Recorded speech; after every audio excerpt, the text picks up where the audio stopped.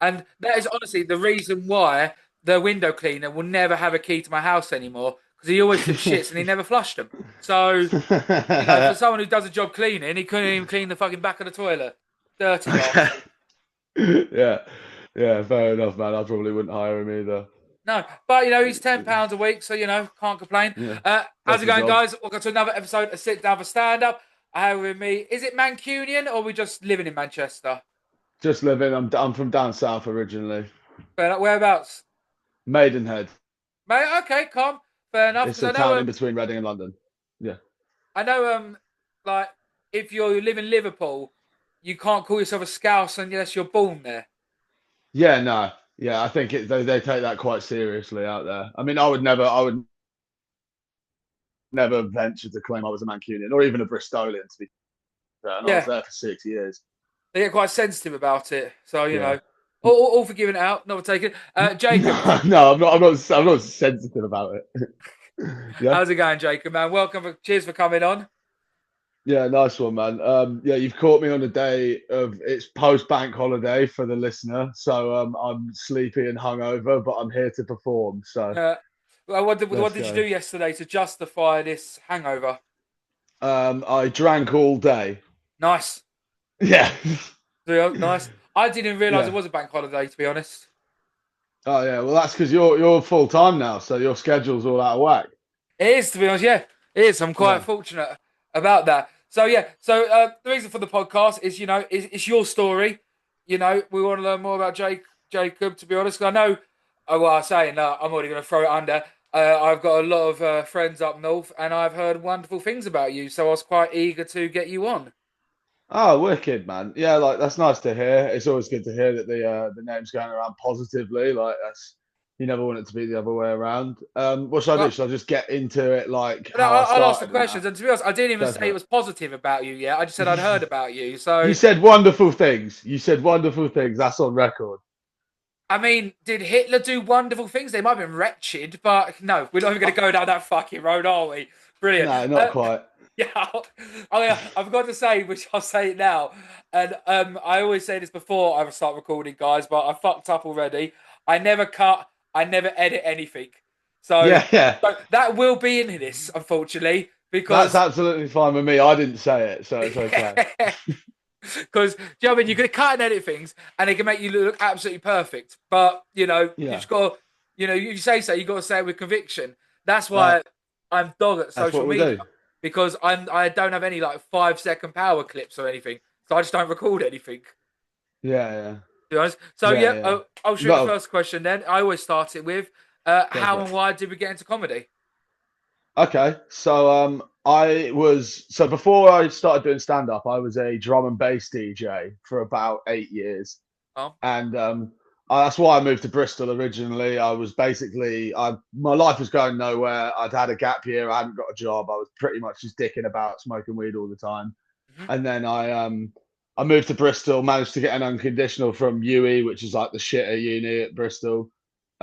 Basically went there to basically pursue the dream of being a drum and bass DJ because I've been running my own raves and stuff in my hometown. And Oh, so I went there, did the drum and bass thing for a few years, got my degree, and then COVID hit. So drum and bass raves kind of went out the window. And when it ended, it felt like there was like a new crop of local DJs that's kind of taken over the scene. right. And during that time, I'd just been watching like a fuck ton of stand up. Like I'd just been watching loads of like Stuart Lee, Bill Burr, Eddie Yeah. Murphy, Louis C.K. Like just the greats really. And like as a writing exercise, because I'm a writer by trade, and like I used to like write screenplays and stuff when I was younger. I just as a writing exercise started writing stand up monologues. And then my mate Sam Williams, who's a fucking fantastic stand up, who you should get on the podcast What was if you his name? can. Sam Williams. Name rings a bell. But yeah. He's Anyways. he's excellent. He's excellent. He just debuted in Edinburgh, massive success for all I'm aware of. He basically moved to Bristol for a year, and me and him grew up together. And he was like, "Oh yeah, come to an open mic with me." And I was like, "Yeah, okay." I went with him. I watched his set, and then afterwards we were talking about the show, talking about everyone else's set, talking about his set. And he was like, "Oh, you're clearly a comic. You should just do comedy." Hmm. So I was like, All right. I mean, like I've been a funny guy for most of my life. I'm autistic, so for me, communication and like connecting with people wasn't always the easiest thing. Hmm. So then it was like making people laugh was always sort of my way of getting in with people, and so that had always just been a thing, was just to try and make people laugh. So then I figured, fuck it, I'll try and do it on stage. And I gave it a go. First set went pretty well. I had a couple of mates in the audience, which probably gave me the extra courage. Had a couple of drinks, went all right. So I was like, fuck it, I'll keep doing it. Did a second one, bombed my dick off, almost threw up in my own hand. Nice. But then that, so like in the same way that that first one going well encouraged me to keep trying it, the second one going badly was like, well, I can't leave it on that. And Yeah. then yeah, I just started doing open mics in Bristol. Yeah, and then Okay. I mean, carried like, on. it's quite like most comedians I speak to, and in general, most of them are sort of introverts off stage, and then they go on stage, and all of a sudden they become extrovert. They've they had a sense of attention, but off stage they are usually quite you know beside themselves a little bit. And it's quite just that your first one went well because it's always seems to be the case. The first one goes well, the second one sucks ass. Yeah, exactly. And the thing is, like, I'm not an introvert. I'll tell Okay. you that for free. Like I've developed like when I was younger, I was autistic, antisocial, etc., etc. By the time I was like 22, which is when I started, I was very social. Like fucking the DJing, going to raves, festivals. Like I've got a lot of friends. I like talking to people. I like meeting people. I got mates all over the country and shit like that. Like I'm not an antisocial guy. In fact, I think sometimes I'm too sociable for other comedians. Mm. Like sometimes I'll be at the mics or at the green rooms and shit, and I just want to chat away. And I feel like it kind of sometimes makes people a little bit off center because I'm like, hey, how you doing? And like other people are there like looking over their notes, and I'm like people are getting nervous and shit, and I'm like, this is gonna be fun. Like that's sort of just how my energy is. To be fair, I prefer that in a green room because, well, and I'm sure you agree with this. When you start off on the open mic set, everyone in the green room or outside waiting, they either one zero social on their phone, or two they're trying to make you laugh all the time. And it's kind Yeah, of like, mate, I know you don't got to try and make me laugh off stage. I'm about to watch you on stage. I'm about to see if you're funny or yeah, not. And I just yeah, like talking to normal dons in the green yeah. room now and just chatting, I'd say, about wow shit your fucking day's been, or oh yeah. that dickhead on the train or something like that. I probably land somewhere in between the people you like and the annoying people trying to make you laugh. But that is just how I am generally. I'm always just trying to make people laugh. Like it's if I see a bit, even because the thing is, I think the funniest bits are the ones that are never going to make it on stage. So I just think just fucking, I just like riffing. Like it's fun to fuck around with people, and like I also like to take the piss out of people. It's kind of like how I like suss people out a little bit. Okay. But then with the more introverted people, like sometimes it feels a little bit like, oh shit, I've just kind of like thrown them in at the deep end when I'm a bit of a big personality. I get that and I don't get that because I'm supposed to come comedians and it's like they can't take a joke on their own behalf and things like that. And it's like, well, mate, this world's gonna fucking chew you up if you can't if you can't banter, if you can't roast in the green room. Like, how the fuck are you gonna Yeah, ever deal with being heckled on stage? yeah, for sure. And then there's other people that like, have you ever met those people that they don't even like really seem to enjoy it very much? Like Hmm. before they go on, they're like, fuck, man, I'm shitting myself. And it's like a fucking low stakes open spot. You're doing 7 minutes in front of 15 people. They're like, oh, fuck, I don't want to bomb. And it's like, who cares? The Yeah, stakes have never been lower. Just fucking go up there and do your shit. mate. The whole point of this thing is that there's no entry barrier, which is why it doesn't matter how well you do until you're actually doing professional work. Like, it doesn't Yeah, fucking matter. that's, It's the stupidest thing in the world to spend your time doing. You just got to enjoy it for what it is. I don't. I mean, I'd say before I go on, I'm even now. I'm still bricking it every time. I still get nervous every time. Yeah, but you're Like brand new and doing fucking £500 fucking there is, but also I think corporate it's spots. Like so, I don't think it's more me being nervous about me bombing. It's about me being nervous about not giving them a good show. yeah, for sure. You want to if that's the thing. If you're doing it in front of a proper audience, a paying audience, or an audience that's been paid for somehow, it is your responsibility to give them a good show. Yeah, Which is why you have to fucking eat shit for a couple Mm. years generally. Maybe not in your case, but Well, most people, you have to eat shit for a couple of years because you want your act to be undeniable. my first ever But gig like, was a comedy store in London. Their gong fucking show, hell. like 200-300 Yeah. people, was the first ever time I ever got on stage. And after that, Yeah. I was like, fuck it. Like, I loved it. I absolutely bombed. And Yeah. I've bombed more times than I've fucking succeeded. But well, in the way you self-evaluate yourself. Yeah. Yeah, for sure. Do you know what I I mean? always But hate, I hate the ones that go okay more than the bombs. The mm, ones that go okay fucking linger in my head a little bit more because I'm like, what was it that wasn't working there? Like, yeah, if it's like, if they're laughing, but then they don't keep like, you know what I mean? Like, if they laugh at the joke, then they go, boom, ha, ha. Like, mm. that pisses me off because I'm like, what is it? Do they not like the jokes and they like me, or do they not like me and they like the jokes? Because something's working, but then something's not working. If they're just dead silent and not enjoying it, I'm like, fuck them, they're a bad audience anyway. I can lie to myself about that. But when it goes all right, I'm just like, what's the problem? I do know what you mean because there is a big difference between like when they laugh when they're meant to laugh, like it's almost like a borderline sympathetic 1 second, like, instead of a proper Yeah, ha. uncontrollable. You want them to chuckle, innit? You want the chuckles to carry on after the laugh is done. That's like how you know you're killing. And then like you can have a laugh with them and like you can enjoy it with them. Because like this is the thing. Some people, I think, when they're on stage, the fact that they're on stage gets so in their head and they're like, I have to do my performance the way I do my performance. Mm. But in my head, I'm like, that's ridiculous. We're all in the same room. We're all human beings. You could easily come and have a chat with me now if you wanted to invade the stage. So you need to be present in the room and like understand what's going on. Otherwise, it's like I don't know. I don't get the artifice of it. I'd rather it just be like I'm here. I'm doing my jokes. If you're enjoying them, I'm enjoying them, and we're enjoying them together. Rather than it being insert bit, insert bit, insert bit, laugh, applause. Like you know what I mean. I don't get it. I'd rather it be like a chat. Really, Yeah, yeah, no, it's I one completely, sided. I, But I completely agree. I mean, at the beginning, I've sort of changed my mind, my opinion slowly on this. Like at the beginning, like when I'm in the room and stuff, I don't really like telling everyone I'm going on stage because I don't want them to have that false perception of speaking to me before, and then it puts more sort of like, Joe, if I tell them I'm funny before, then now, do you know what I mean? It's like the Seinfeld thing. Like, oh, up next is the yeah, greatest comedian of all time. He's going to make you laugh so much. Then that instantly yeah. going to try and challenge that. Yeah, yeah, for sure. Like I know what you mean, but like if someone asks me, "Oh, are you going on?" I was like, "Yeah." I don't generally.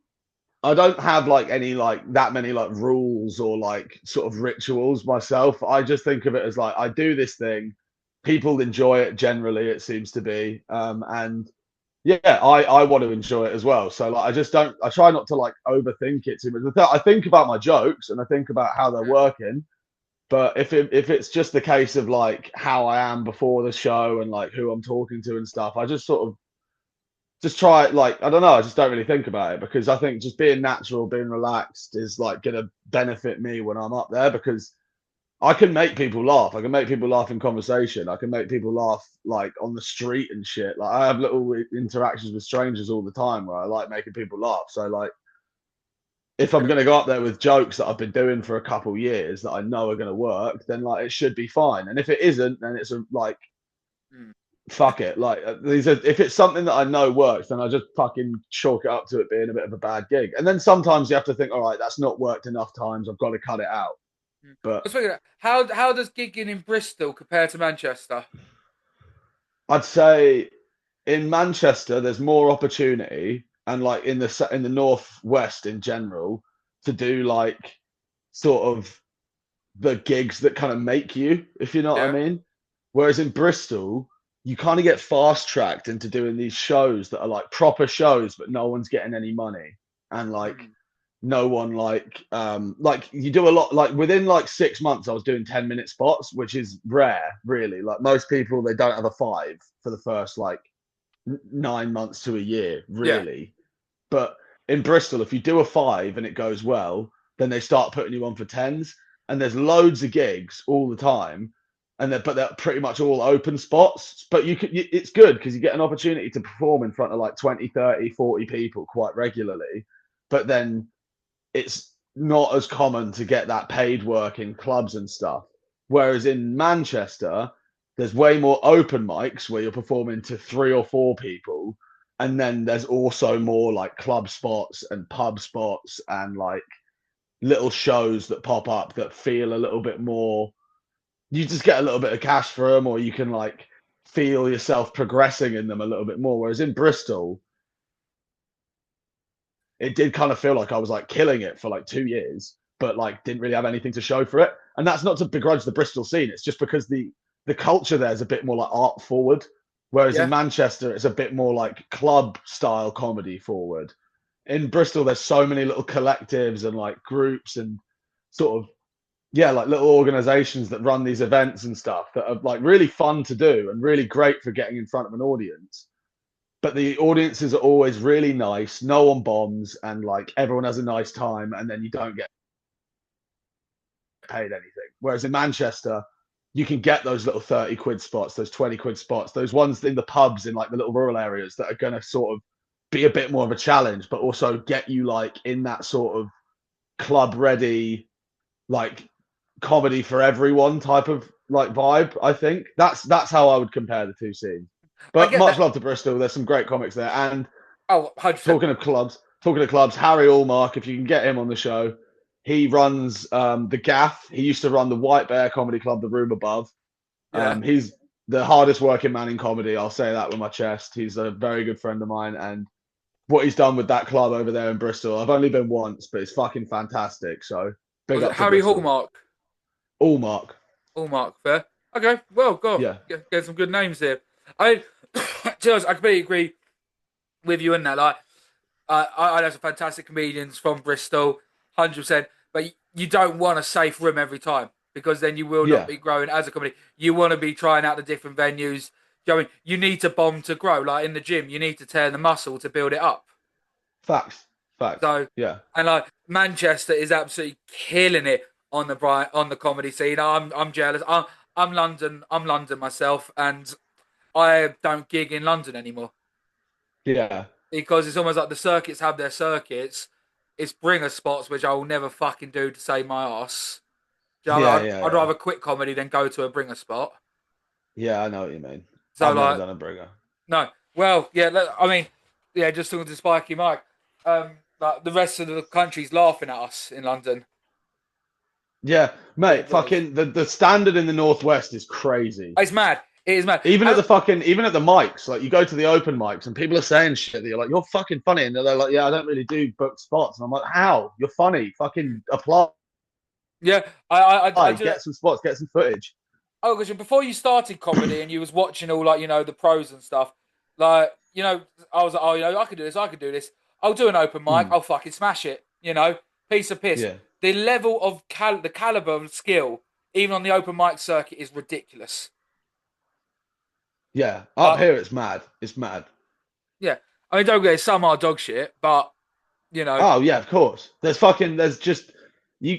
Comedy is the only thing where you can just genuinely be an insane person and they'll give you a microphone, and it's beautiful because of that.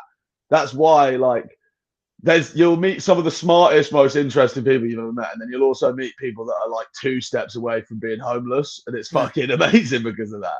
And sometimes those people are really fucking funny as well, but like often they're not. Yeah. I mean, I definitely do need to come up north and do some gigging because, like, the way I sort of see London a little bit, not all of London, I need to stress that out now, not all of London, but like with these bringer gigs, it's basically people forming in front of their mates and then all sucking each other off, telling each other how fucking great they are. And it's not Yeah, the yeah. reality. They'll never go out and hit a competition. They'll never go out into a gong show in front of 200 people who are going to call them a dickhead. Yeah, I remember I lost a gong show in Bristol once to a guy who like had brought half the audience, and I was like, "Well, fuck this. What's the fucking point? Yeah. Like, I It wouldn't have reminds me, fucking done it." remember them like rewards they do it like fucking like real estate and shit like that, where like it's how Yeah, many tables you fucking buy. Then yeah, there's yeah, awards. It's the fucking same. Why? Like, and also, I don't fucking get that. We will go into gongs in a minute. And the one I cannot stand. I know I've become such a negative bitch now in short amount of time. I hate when people have got comedy fucking CVs. yeah. Well, you need one. I can't lie. You need one. No, but similar. Oh, I was the assistant runner-up in this competition. I was this in this competition. I think your work speaks for your work. I agree with you, but like when you're applying for gigs, you do just need a CV because people don't know who you fucking are. So Yeah, like if you've done some notable work, you have to fucking say it. Really, like it's most once you start applying for more stuff, you'll see like a lot of people say get in touch with a clip and a short CV about your history in comedy. I know yeah. it seems sickening, and I hate writing it out because it feels like I'm sucking myself off. Mm. But it's just part of the beast. In the same way that like things like podcasts and fucking social media have just become part of the thing because They like have. I do. I'm not gonna lie. I do use the podcast for there's too nepotism. many comedians now. Yeah. If I want to do a gig, I just get the fucking promoter on the pod. Speak to him. Yeah, genius. Yeah, I would do that. That's smart. It's like I know I've proper exposed myself here, but I don't give a fuck. Like I've had some fucking big names on this pod, and like Yeah. when I like the one I'm doing tomorrow, when I messaged them, I was like, look, I've worked with. And I dropped all the big names. They were like, "Oh shit, we'll get you on there." I was like, "I've only fucking spoke to them, mate. Fake it till you make it." Respect, man. Yeah, you're treating it like people treat their actual CVs now, isn't it? Like I know a guy that fucking is working like in some hedge fund and he just lied about going to Cambridge. So like So the Gong Show in Bristol, it bombed because Mr. Fucking Moneybags yeah. bought half the fucking room. Have you Yeah, had any yeah. other competitions? I did beat the frog first round, won that on my first go, which I was Nice. pretty happy with. I've got the semis for that coming up in October, which I'm quite nervous about because obviously I'm up against a bunch of other people that won it, like me. But like, yeah, apparently what I've heard about the beat the frog is like, even if you don't win your semi, if you do well, then they might book you Mm. again at the club. That's basically what you're competing for with beat the frog is the chance to get booked there as a working comic. Yeah. So like, and I know people that have like done the semis or like made it to the final, but they're not won, but then they get booked off the back of their performance anyway. So I'm kind of looking at it from that angle. Like, I don't really care if I win. Hopefully I beat the frog again and I get through the 5 minutes. But yeah, I'm trying to figure out what I'm going to do in my set. I don't know whether to do the same thing that won me the first time or just to try a different five or like Well, do a mixture of stuff. how regular is the same crowd? But then also, they're not going to remember you. Like when they're watching 20 acts, It wouldn't be the same crowd. there was, Yeah, it wouldn't be the same crowd. even if it was hypothetically, like what I've listened to comedy, they don't remember your bits and stuff. They remember the emotion they had when they watched you. So almost like you Yeah, can for sure. regurgitate. And as well, like really, yeah, I'm looking to impress the crowd, but I'm also looking to impress the promoters on that night, really. So like that's kind of the way I'm looking at it. Like just try and get them on side by doing a good set, competent, deliver it like as well as I can. Don't go in nervous, and yeah, just fucking have it. Like it is what it is at the end of the day. Like I'm still gigging. I don't really care if I win or not. It'd be nice to, but I'm more the beat the frog first round thing was more just a mental block for me. It was like I'd moved up to Manchester. People had told me about it for the 3 years that I'd been doing comedy, and I was like, "Fuck it, all right, I'll enter it." Did it on my first try. I was like, "Sweet, I never have to do that again." And then there were like semis, and I was like, "Fuck, all right." Yeah. Yeah. What's the time process of Beat the Frog? Like when you apply, is that months down the line or? I can't really remember to be honest, bro. Like I think I applied for it in because they do dropouts. Yeah. So well, if you get on the waiting list, when someone drops out, you can be like, "Oh, I'll just take that one." And they do it every Monday, and there's always a dropout. So like you can get on pretty easily if you're good at looking at your email. Fair enough. I mean, And like I said, there's no entry barrier to that. So like a lot of people they go up and do it as their first thing. Like you did your first thing as a gong show. You can do yeah. that with Beat the Frog. Yeah. Comedy Store in London. It was ridiculous because I was sitting here like 5 o'clock on a Monday, knowing nothing about comedy. I was like, oh, do you know what? I'm just going to Google comedy clubs in London. Okay, Comedy Store. Mm. Oh, I've heard of that one. Do you know what? I'm just going to Yeah, email them and be like, look, I want to jump on. I've got some material. I fancy a bit of comedy. Let me try it. yeah, I did it at 5 o'clock in the evening. They got back to me about 6 o'clock saying, we had a couple dropouts tonight. Come along for the Gong Show. yeah, And I didn't even know what a Gong Show was. yeah. Did you So get gonged off? yeah, minute 23. But I was the second act. Yeah, tough. Yeah. They're bloodthirsty at that point in the night. Oh, they are. I mean, I've told this so many times on the pod. Like the guy after me was giving advice, lasted 7 seconds. Just because he was from New Zealand, and they were just like, get this fucking Kiwi off. That's bullshit. They should. They Beat the Frog. They say give him a minute of Yeah, it is. It is. grace. Let them It was get their first cutthroat. minute out. But I think that. But Yeah, on that night, that's I did. bloodthirsty. There were 40 acts, and only 2 got through. Yeah. That's fucked. Yeah. That was So yeah. But there you go. You can pin that down on that. You can be like, I would never have fucking done it. exactly, and that's how I got the Only 2 taste for it. people I was got like, you through. It know was all what? corrupt anyway. Yeah, I was like, you know Hmm. what? Fuck it. I loved it Yeah. anyways, and so I cracked on. Do you remember? So, Do you remember what your first joke was? so my what was it? So I do the same open, but I didn't really. I only had sort of one joke, and it's sort of how I've now done it consistently as my open. I've changed it so much. I'll say it how I said it back then. It was Yeah. like, obviously it's changed so much now, but it was something along the lines of, comedy's hard now because you can't laugh at fat people anymore. Makes this job harder. Right. Now I'm trying to say how I said it.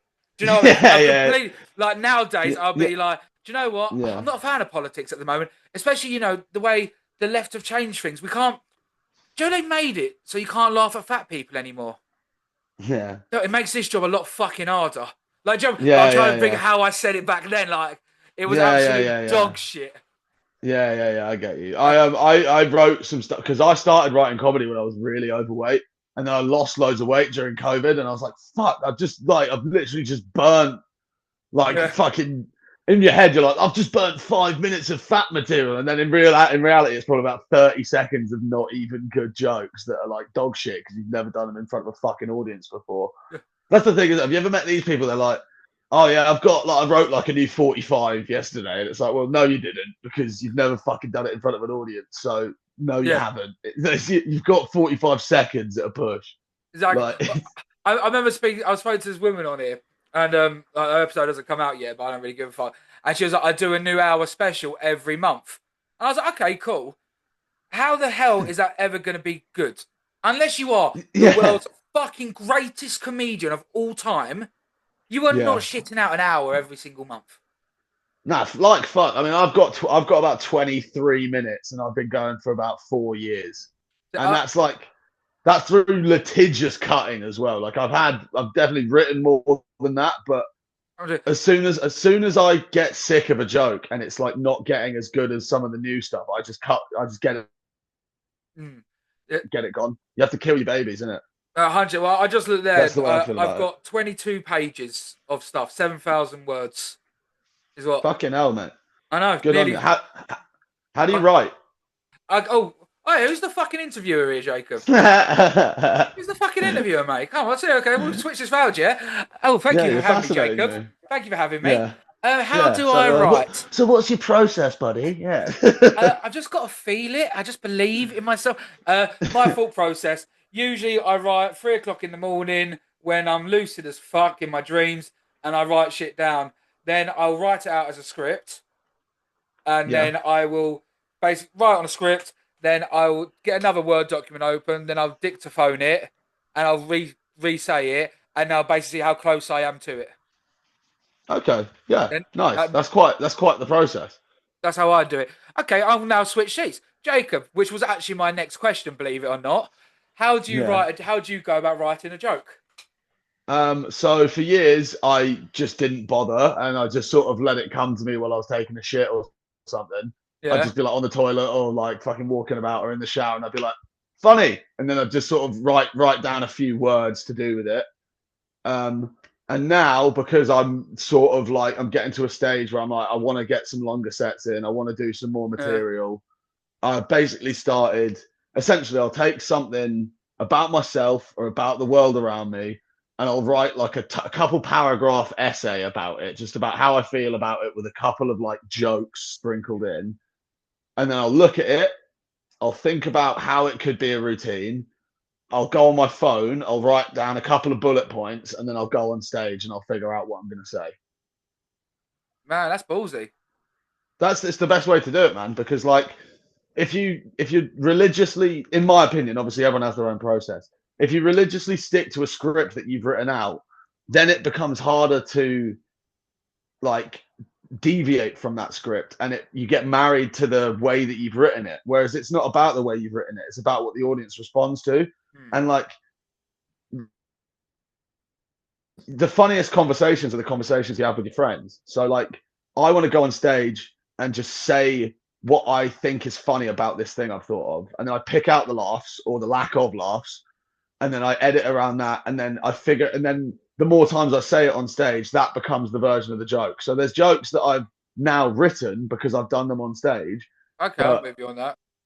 like yeah, so like my act now, if you saw me do a 15-minute spot, you could like the jokes are going to be pretty much the same as they were the last time I did a 15-minute spot, depending Hmm. on which jokes I'm going to do.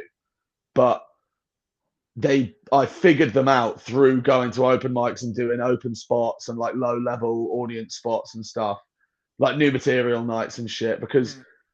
that gives me a better idea of what's actually funny about them. I can riff, I can improvise, I can come Yeah. up with a new tag.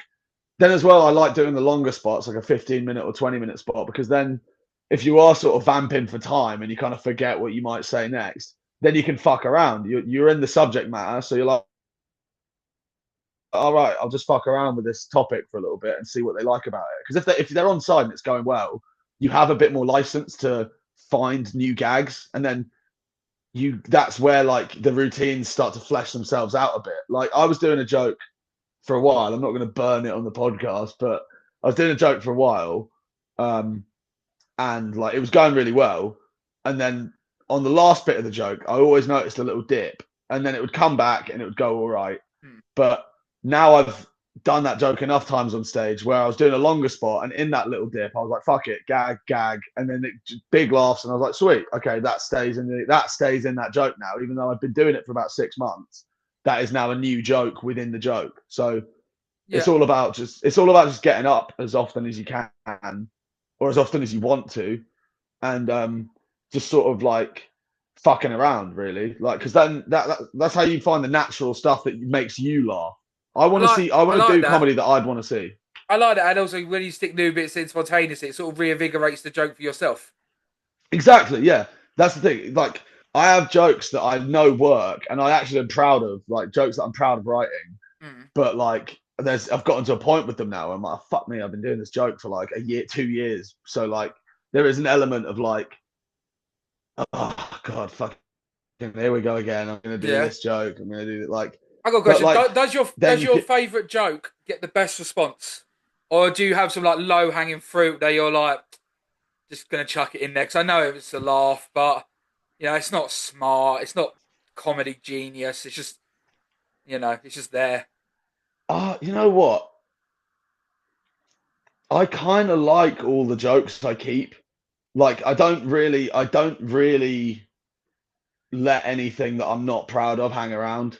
Mm, I just like maybe there's a couple of things that are like a little bit stupid, but like I like stupid. So mm. like my friend Sam, he said you want to be the smartest dumb guy in the room, and I like that advice. So like I like going at something really stupidly, like a really stupid idea, but coming up with a creative way to say it to make people laugh at it. And like so if it's a joke that anything that I don't believe in, it's never really worked.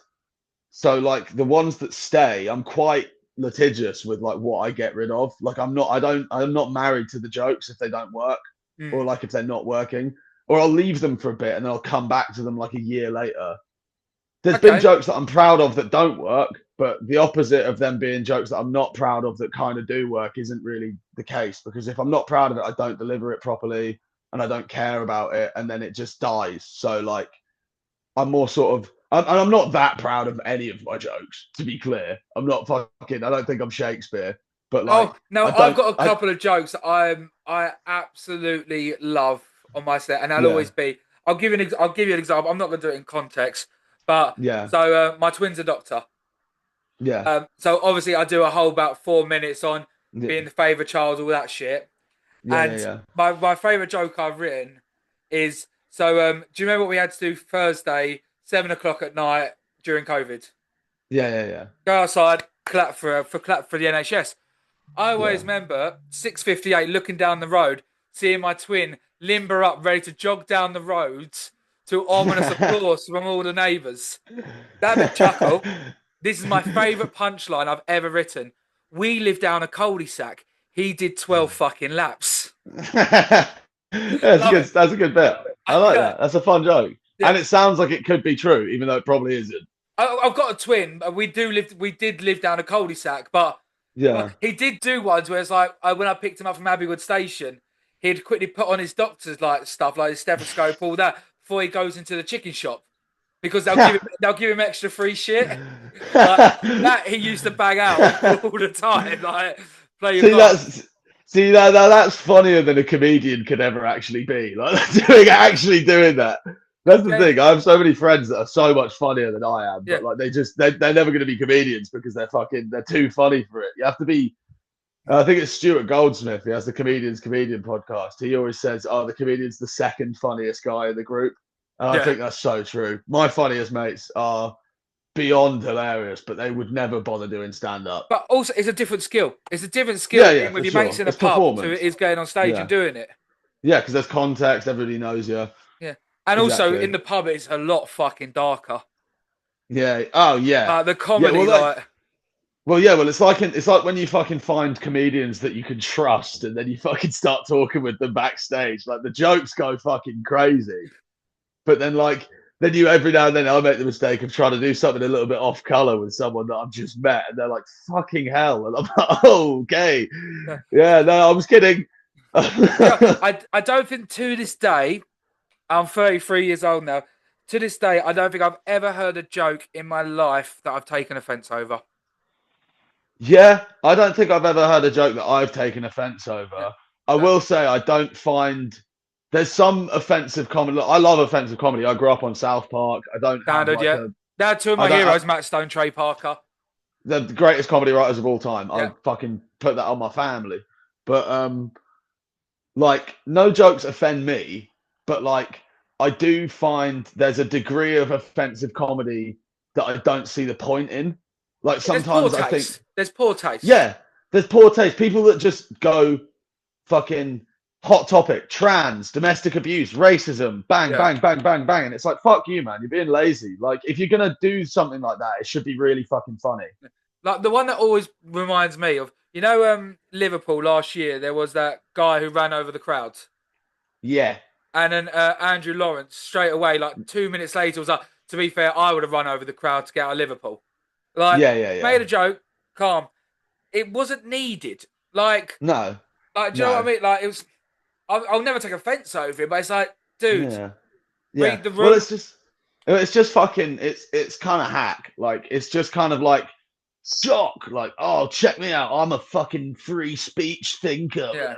It's like people like that make a big fuss about how offensive they're being.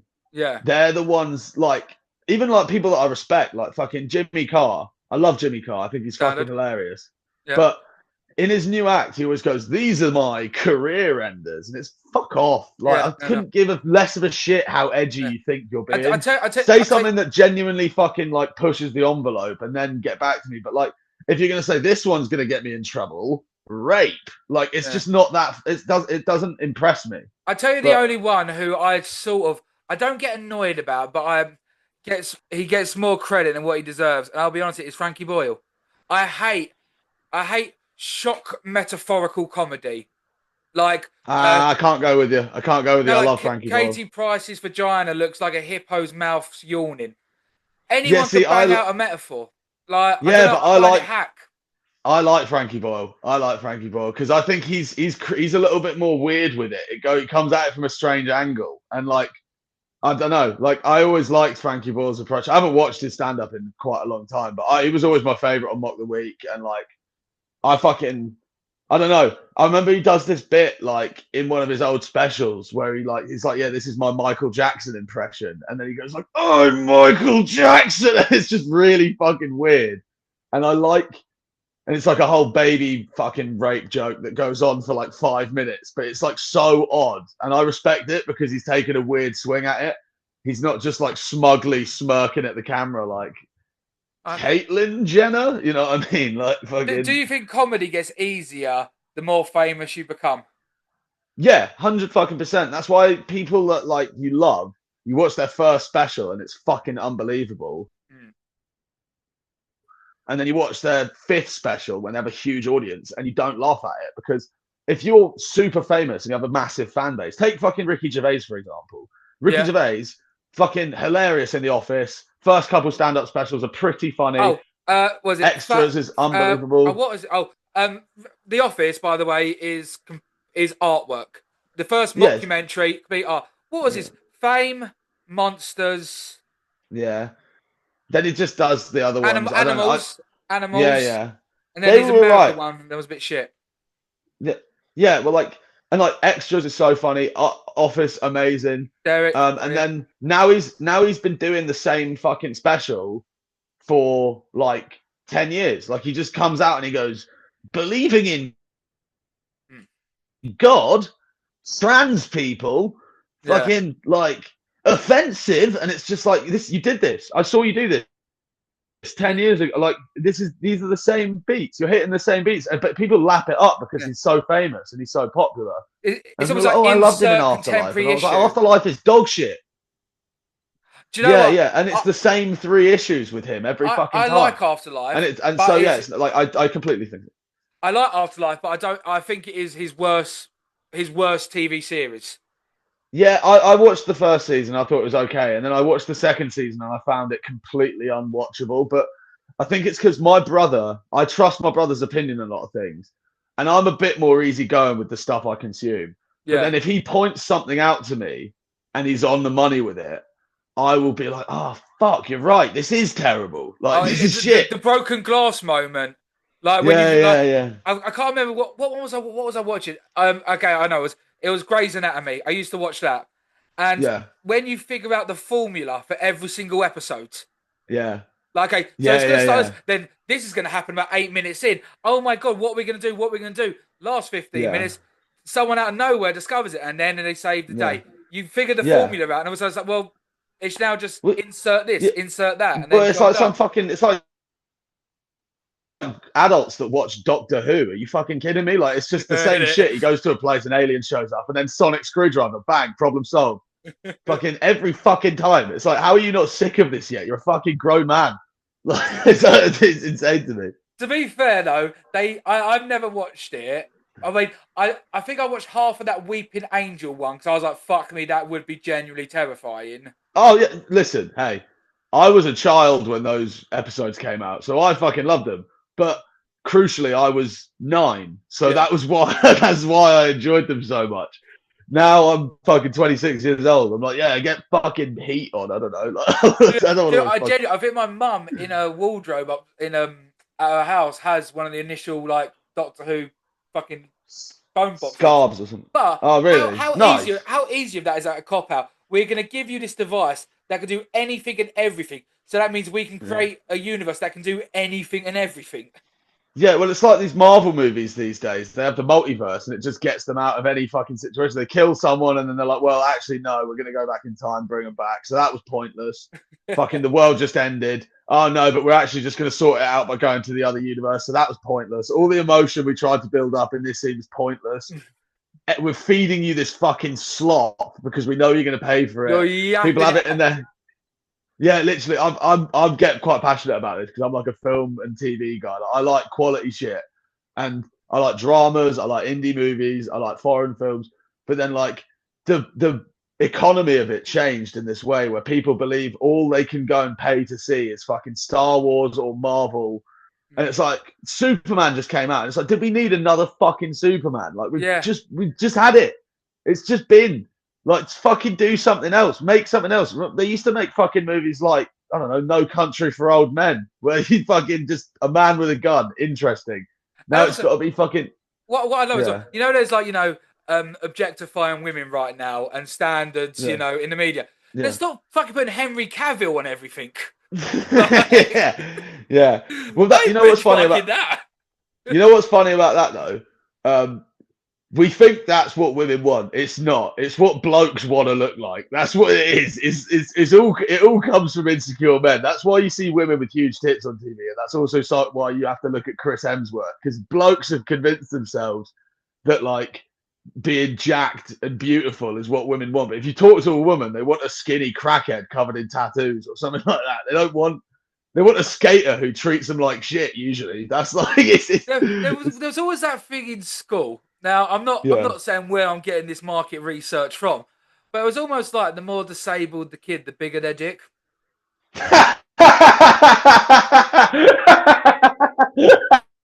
And you know that, don't you? Well, Like, yeah, I mean, I'm autistic, so I can vouch. there you go, there you go. Well, okay, well, oh, yeah, I'm the non-market correlation on that one, I'm afraid. But No, I've heard it. I mean, I don't know that it's true. I'd love to believe it is true because then at least they get a win. You know what I mean? yeah, I was talking to someone the other day. Maybe it's like it's so big that it's drawing the blood away from their brains. Yeah, so they can't think. Yeah, I remember it's like so. Yeah. You know, talking about like some comedians nowadays. I'm just gonna chuck it out there. Sometimes, like I love comedians who joke about their self-deprecation in their own life. So I like learning a bit more about them. Yeah. And I remember like my mate Peter who I had on a couple of episodes back. He's got two blind parents. Like so, all his jokes are sort of living in like a blind family. Like her Yeah. cutting his Fuck hair. it. I bet the aeroplane fucking did some damage a few times. And but he was always like you said, like you used to be fat. I'm still fat. I've got a lot of fat jokes. It's almost like when you look at like, oh, I've got this tragedy in my life. Yes, I can write about it. Oh yeah, for sure. For sure. I look at my social life, my dating life, my fucking like drug issues I've had in the past, the fact that I'm autistic, the fact that I'm Jewish, the tragedy of being Jewish inadvertently, like Well, have you found all the of that stuff's funny. anti-Semitic Because like lifestyle at the moment? it's complicated, man. It's complicated because like I haven't really come across much of it myself.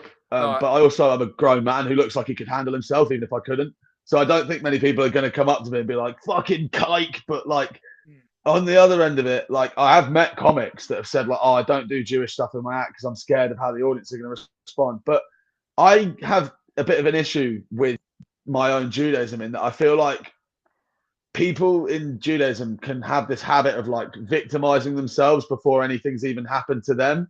Okay. So like for me, I've not gone through any serious or dangerous anti-Semitism, so I'm never going to pretend I have. I internalize a lot of it, and I internalize the history of it.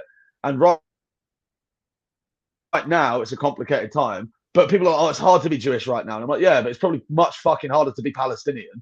So, you know what I mean? Like, it's not really how someone makes me feel about being Jewish is not really the major concern. It's fucking the fact that my people that are supposed to represent me are committing pretty much a genocide for the sake of something that they should have fucking sorted out years ago.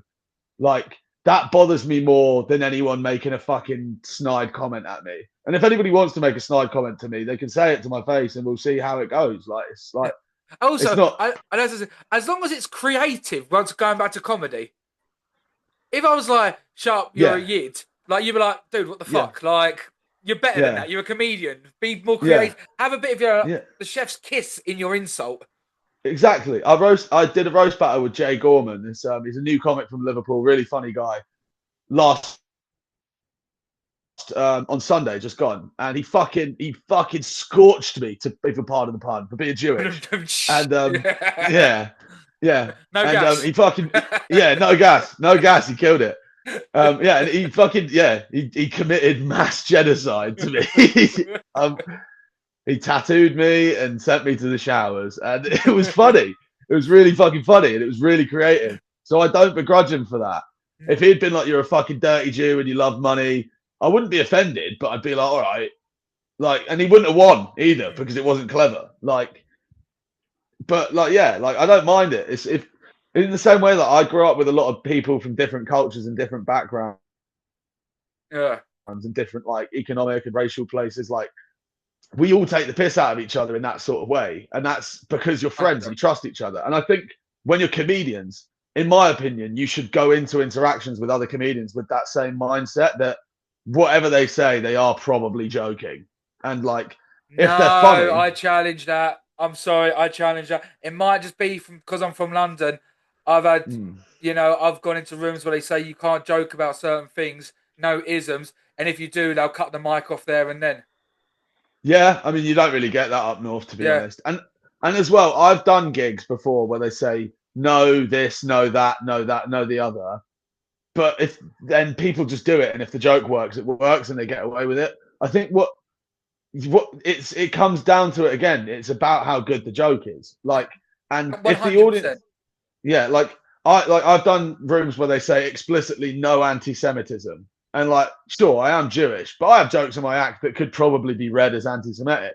Yeah, So, but like they work, they're funny, and I'm not just playing on it for the sake of playing on it. It's not about shocking the audience. It's about doing a joke about that subject matter that brings light to it. Because mm. if you don't, then it's just fucking depressing. And like yes, things could be depressing, things could be sad, but I'd much rather be able to have a laugh about these horrible things that happen in the world Yeah. than to just sort of fucking sit around and be angry about them. Because I am angry about them. I'm angry about this shit all the time. But like, you have to be able to enjoy yourself. So I've got fucking a question. laugh. Being a comedian, do you find it hard to switch off from being a comedian? Like you'll talk Yeah, to but your everyday people, like Margaret, who's the shop woman in yeah, Asda, and you'll still just do it as an opportunity to do crowd work. kind of. Yeah, I'm doing bits all the time. My housemates are fucking sick of me. Like Mm. I am just constantly doing bits. The difference is the bits I do with my friends are so much more juvenile and ridiculous than the stuff I'll ever take on stage. Mm. Like I'll spend a whole day pretending I'm a baby just because it'll make me giggle. But like, I can't That's do that on. stupid, mate. Fucking hell. Yeah, but it's funny. Like I enjoy it. Just like if I'm a bit hungover, I'll just be laying on the sofa for like an hour, just because I want to try and make my mates laugh or piss them off. And like that's the kind of shit I get a kick from. I mean, Like, would you say a gasp is as good as a laugh? no, probably not. But Let's it's go. like a gasp. If it's a gasp, if it's a gasp that becomes a laugh, that's my favorite. But if it's Yeah, just a gasp and then you don't get the laugh afterwards, then it's like, oh, that, yeah. Whereas I've done you it know. so many times on it. It's one of my favourite jokes I do at the moment, and Mm. it really pisses. You know them jokes that you know you're going to offend people before anything's even happened, but if they stick with you, they'll like it. Yeah, You yeah, know what So you like that bit there. So I love yeah. this joke. It's so simple. Right. Look, I'm going to be honest with you. I am against gay marriage. Hate it. Is anyone here gay tonight? Brilliant. Okay, thanks for coming out. Nice and simple. I'll tell you why I'm against gay marriage. When a man and a woman get married, a woman's workload increases by 6 hours, a man's decreases by 1 hour. This is unfair. This is why gay guys always look fantastic. They've got all the extra time in the day, time to go gym, time to get the shit together. It's not fair.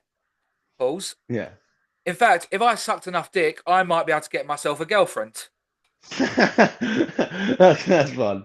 But Yeah, you that is lose fun. so many people Yeah, at the gay bit that I've now yeah, tagged it with.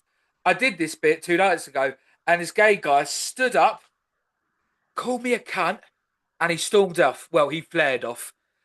This didn't bother me because he knows nothing about cunts. If he called yeah. me a dick, I might have taken it personally. But Yeah, that's fun. that's supposed to Ah, go. I get you. I get you. So, Like I know what you mean. Like I have like I don't really like doing my bits on like podcasts no, and that's stuff. But I cool to have do. one joke. I've done them And so many times on the pod, so like, yeah, yeah, I do. There's one joke I have is that I'm autistic and Jewish, which means I have a complicated relationship with trains. brilliant. Yeah. And like that one, it usually takes a second and then people go, ah, oh, what the fuck? And then they start laughing. And that's one of my opening bits. It sets the tone for the rest of what I'm going to do up there. But like, I like doing those ones to early on to see how they are. To Because if they test don't them. like that, I have cleaner stuff or like less like aggressive stuff I can go into. Yeah. But like, I'd rather do just be honest on stage and do my act like the way I like to do it. So like, but it's nice as well because thing is now I'm at a point where I've got enough material where if I'm doing a 7 minute or a 10 minute or a 15 minute, You I switch up. can fuck. I can switch around. I can be like, oh, today's going to be dating heavy. Today's going to All be right. like social heavy. Today's going to be drug heavy. Today's going to be Jewish heavy, etc., etc. Exactly, yeah, because you don't only have like dating stuff and the three pricks before you've all done dating app jokes. Yeah, And yeah, you're like, oh, yeah, exactly. here's my Yeah, intake now. Okay, yeah, yeah. I know, you know, you're not gonna do any material doing, but what is a joke that you writ and at the time when you started out you thought was fucking boss? You look back now and you think, why did I think that was funny? Okay. I have a joke about. I have a joke. Yeah, it's a really fucking long-winded, stupid joke. It was something like, um, uh, what was it? Watching football, it makes me like it's ridiculous to me. Like I feel sometimes I'd watch football and get high, and like when I get high, I start thinking stupid thoughts. I start thinking like, oh, we live in a simulation, and it'll be little things that trigger me on that, like watching Premier League football. I find it really fucking boring, and I feel like the games are just really uninteresting these days. You get so many games 0-0, 1-0, 1-0, 0-0, 0-1, 1-0, and you're looking at it and it looks like Matrix code, and you start thinking, Zero fuck, one we zero are in a one. simulation. Yeah, and I thought that was fucking genius when I wrote it. And then I remember one of my mates who was a much better comic than me was like, that is a bad joke. And I was like, you're right, it is fucking awful, isn't it? And I just stopped doing it that day. Well, I think some of the best advice I got given was like, oh, what do you think? Oh, it was crap. Like, oh, what can I do? Oh, just get good, get better.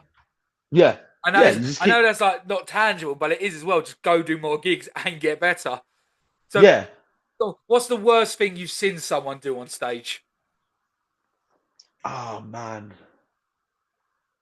That's a good question. Fuck. The worst thing I've seen someone do. Just be really mean and just name someone, be like their entire act. Here's the YouTube link. Yeah, yeah. If you ever see this guy, watch his act. That's the worst thing I've ever seen anyone do on stage. I mean, I watched a guy at Beat the Frog go up and immediately start singing, "Uh oh, we're in trouble. Jimmy Savile's here and he wants a cuddle." And I thought that was pretty fucking terrible. That's Uh, awful. yeah, he got gonged off immediately, which I was pretty pleased with. Yeah. Um, Yeah, if he's listening, Sha I met Jimmy Savile when I was a kid. True story. that explains a lot. Brilliant. And my mum told me we met him at Sandy Balls somewhere. But Yeah, I do actually have a Jimmy Savile bit that I've never used, and it was you know when like you hear a joke from a mate in the pub and you don't know where yeah, they got the joke from, so you'll never use it. yeah, yeah, yeah. It's like a street joke. Yeah. So it's like, oh, I met Jimmy Savile once, and after the show, he started speaking to me, and he took me into the back, and he sat me down, and he said, "I think we should just be friends." I That's fun. don't know where it came I from, so I'll never use it on stage. Like, yeah.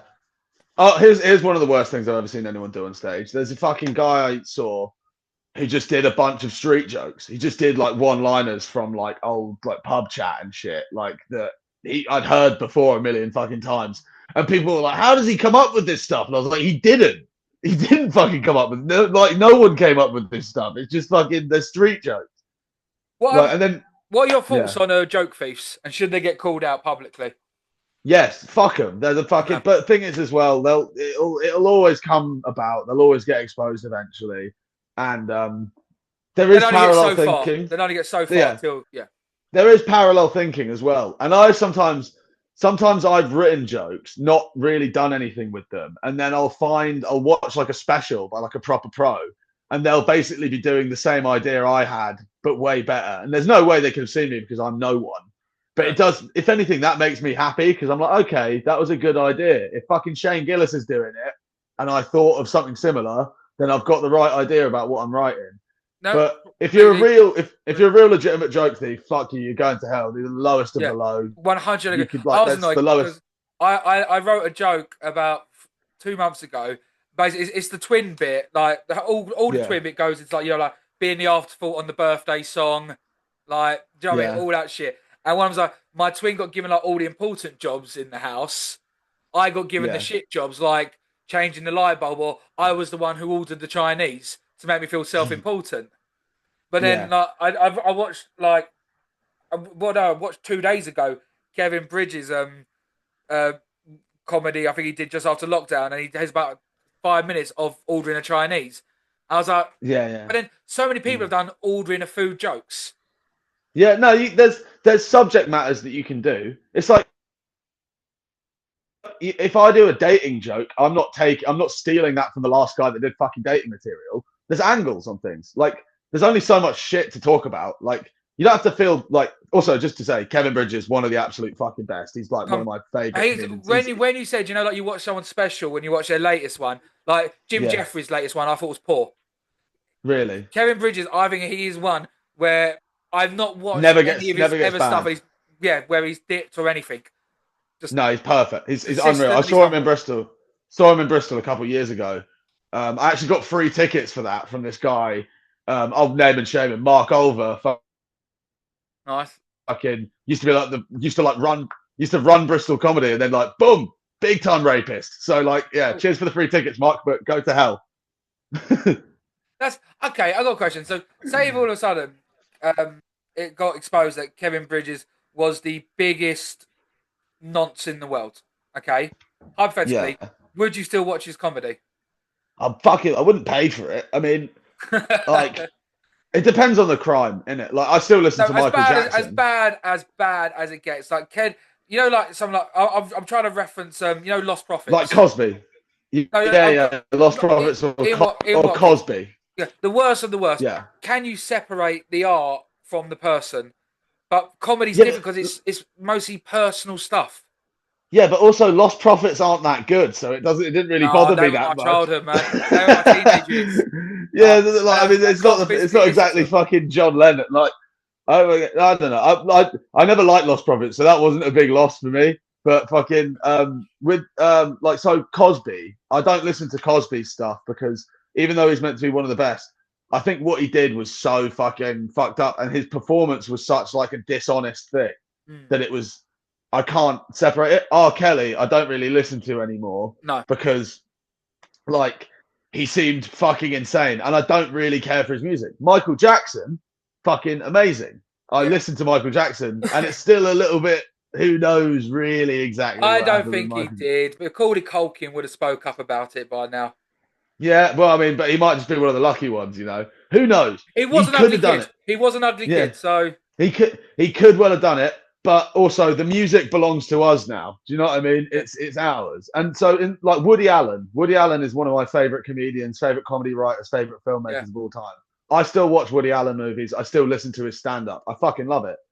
I don't know if he did what he's accused of doing. I know he's definitely a creep, but I can separate the art from the artist. But it just depends. It's not like I don't have a rule about it.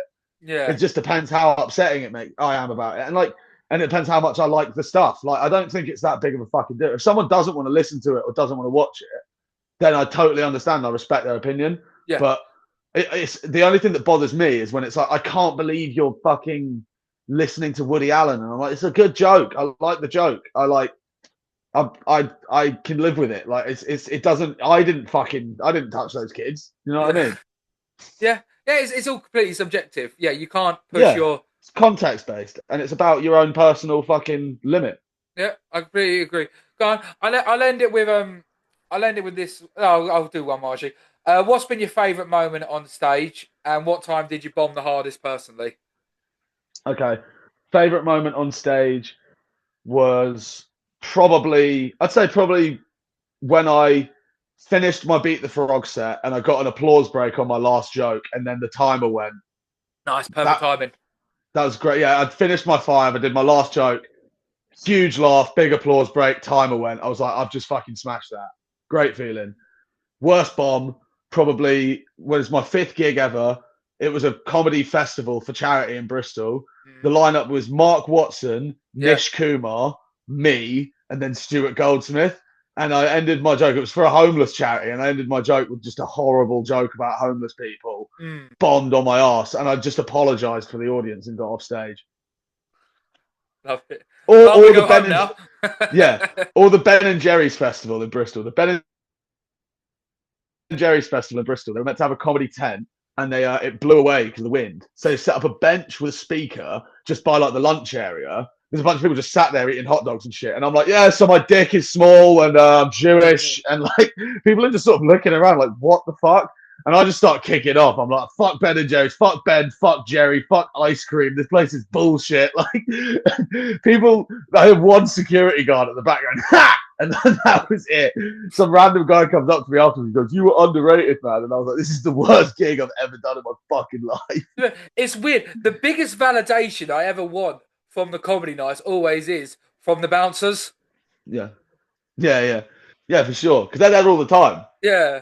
To be What's fair, it? mate, I thought you were good. Oh, no, cheers, Yeah. man. Cheers. I don't give a fuck about the crowd. All right. Yeah. What's your last question? Because my phone's on 4%, and Cool. I don't Last want it to question die is, mid-question. if you could give yourself advice or a new comedian advice who's never done it before, wants to get on stage for the first time, what advice would you give him? You can't say just do it. Yeah, just do it is the kind of thing. I guess fucking just like do the comedy that you want to see, and don't be afraid to kill your darlings. Like, don't go up there thinking this is funny because I think it's funny. It might be funny to you. The trick, your job is to make it funny for other people, and you'll find out pretty quickly if that's happening or not. And just be aware. Don't take a little chuckle as I just fucking killed it. You'll know when you're killing. Getting a little laugh doesn't mean you're killing, and getting courtesy laughs doesn't mean you're a fucking good comedian yet. I'm not that good of a comedian yet. I've been doing it for almost 4 years, and I do not consider myself that good of a comedian. So just be self-critical and don't let success in the early stages get too in your head. Like, Stay humble. stay humble, cut yourself down, and just write more than I did. Yeah, Love that. That's my advice. Jacob, cheers for coming on, man. I thoroughly enjoyed this. And it's been a pleasure, dude. Yeah, it'd be great to meet you sometime, man. Safe. When I'm coming up north. I'm coming to Stoke, I think, in October.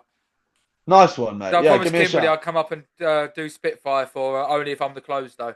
I was very adamant. Nice. All right, Nice. cheers, guys. Yeah. Thanks for watching. Cheers, mate.